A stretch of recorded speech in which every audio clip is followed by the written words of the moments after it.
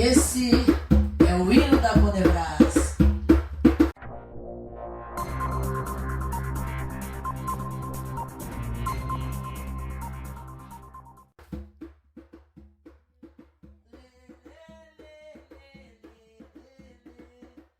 Eu ainda tenho a esperança também de um dia poder estar aí no continente africano, mais especificamente, não sei porque, eu tenho alguma coisa em mim muito com Luanda. Luanda, eu sempre tive esse nome na minha cabeça, né, de que Luanda. Luanda, alguma coisa minha tem em Luanda, alguma coisa. Luanda é capital de Angola. Sim. E para ser sincero, Luanda. É cá de Luanda partiram muitos navios negreiros para a América do Sul. Então, cá em Luanda nós temos uma casa que chama-se Museu da Escravatura.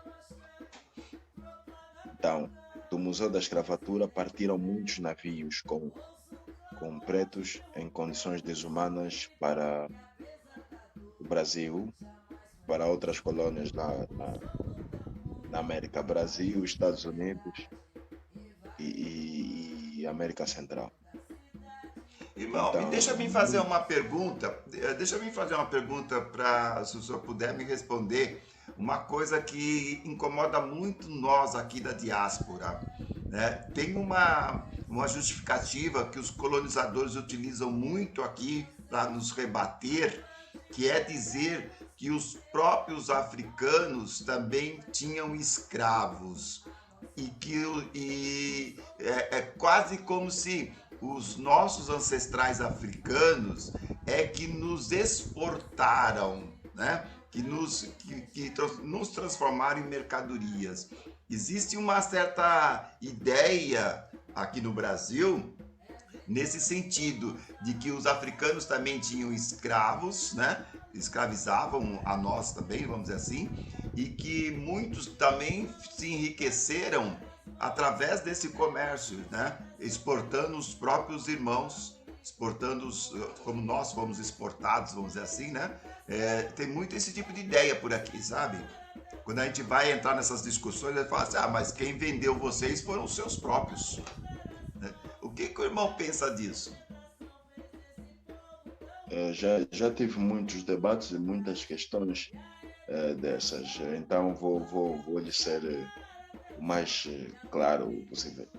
Eu não penso, vou lhe falar com base a factos. Então os portugueses, quando chegaram cá em África, encontraram sociedades previamente organizadas e algumas bem estruturadas e bem desenvolvidas. E cá na África Austral, da África Central, da África Austral, no caso da África a sul do Saara, é dominada por um povo em comum, que é o povo Níger-Congo, ou mundialmente conhecido como Bantu. Então esse povo Bantu, fisicamente e anatomicamente, tem traços que diferenciam de outros povos, como os Khoisans, os Xandongas e os Dravinianos e os povos de Madagascar ou da Berberes ou da África do Norte. Normalmente os Bantus têm traços que eu partilho, pele escura, acima de 1,80 m, estatura física acima de 1,80 m, e já dominavam a agricultura, a pecuária e já dominavam o trabalho com metais. Então, quando os portugueses chegaram aqui, eles trouxeram uma vantagem. Os portugueses já vieram aqui, chegaram aqui com um navio que chamava-se caravela. A caravela já vinha armada com canhões de fogo. Já chegaram cá com armas de fogo.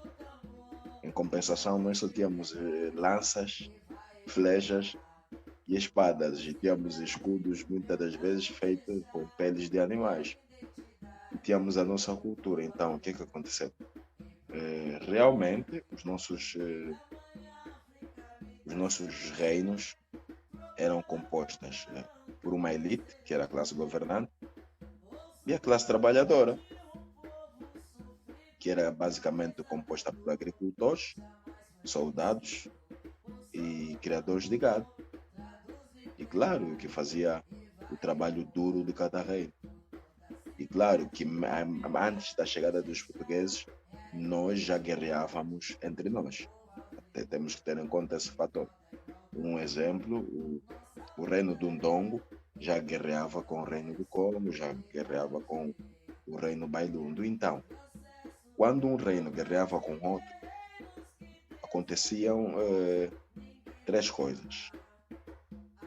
Ou o reino que perdeu é assimilado, ou faz uma aliança, ou o reino que perdeu, os súditos do reino que foi derrotado tornam-se serviçais ou escravos desse reino. Então, nessa senda de guerras e conquistas, claro, o povo conquistado, isso é lógico em toda parte do mundo, o povo conquistado era escravizado ou era explorado. É isso que aconteceu. Agora, com a chegada dos portugueses não só dos europeus, para ser mais geral, o que aconteceu? Os nossos reis, depois de um determinado tempo, foram vendo qual era a real intenção dos portugueses e começou a haver atritos, choques. Então, das duas uma, ou ofereces resistência ou negocias, porque tu com flechas não combates alguém com armas de fogo. Então, o que previamente aconteceu? Os reis passaram a tornar-se vassalos dos governantes portugueses. Então, como vassalos, tinham que ceder às exigências dos portugueses ou dos ocidentais. E é isso que aconteceu. Porque nenhum cidadão ou nenhum habitante era vendido, até porque nós não tínhamos noção, ou o dinheiro português ou o dinheiro do Ocidente não valia nada para nós. E o Ocidente não tinha nada para nos oferecer. O Ocidente não tinha ouro, o Ocidente não tinha sal, o Ocidente não tinha zimbo para negociar conosco. Nós negociávamos através de permutas. Até hoje ainda negociamos através de permutas. Trocamos. Tu tens um boi, eu tenho uma vaca, eu preciso de um boi. Tu precisas de uma vaca. Trocamos. Eu tenho sal, tu tens peixe, eu preciso de sal e tu precisas de peixe. Ou preciso de peixe e tu precisas de sal. Trocamos. Então, nada que o Ocidente trouxe era suficiente para negociar conosco.